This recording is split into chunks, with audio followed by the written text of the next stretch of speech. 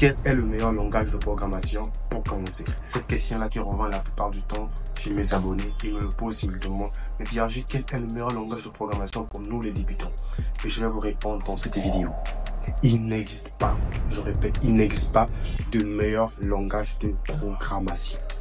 Et là, je suis sûr que cette réponse-là va vous alarmer. Vous allez dire, mais qu'est-ce que tu racontes, mon gars? Qu'est-ce que tu racontes, Pierre-G? Mais le meilleur langage de programmation dépend de la personne qui va utiliser le langage. Je vous explique. C'est en fonction de ce que toi tu vas faire que tu vas déterminer ceci sera mon langage de programmation préféré.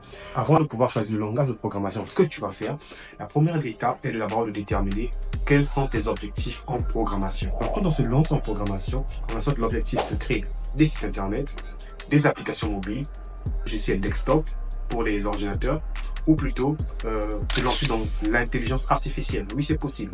Mais avant de pouvoir se lancer à taper du code ou à choisir un langage de programmation, il faut d'abord déterminer quels sont les objectifs. Qu'est-ce que je vais faire avec ce langage de programmation-là? C'est la première étape. Tant que tu ne détermines pas ce que tu vas faire avec ton langage de programmation, tu n'y avanceras jamais. Alors, une fois que tu as déterminé ce que tu vas faire avec ton langage de programmation, c'est-à-dire, tu vas par exemple créer des sites internet, c'est une bonne étape. Alors, trouve le langage de programmation qui va dans ces objectifs-là. Par exemple, si tu veux te lancer dans la programmation en créant des sites internet, le langage le plus basique que tous les débutants doivent apprendre, c'est le HTML et le CSS. C'est la base. HTML et CSS. En plus, tu peux ajouter du JavaScript pour mieux styliser tes pages. Si tu veux te lancer dans le mobile, il y a le Java pour pouvoir faire du mobile ou pourquoi pas le standard de tous, Flutter. Avec ça, tu pourras faire à la fois de l'iOS, de Android, desktop et tu pourras même faire aussi des sites internet avec le STGAR Flutter de Google. Alors, c'est le standard de tous. Si tu veux te lancer en programmation, l'objectif est de déterminer d'abord quels sont mes objectifs à long terme. Quand tu veux créer des sites internet, il faut te dire, est-ce que je veux créer des sites internet statiques ou je vais créer des sites dynamiques? Les sites internet statiques, c'est des sites internet là où il y a seulement une belle interaction. Il n'y a pas d'interaction avec la base de données.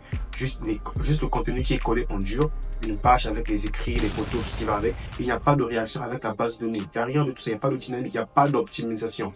Tout est là.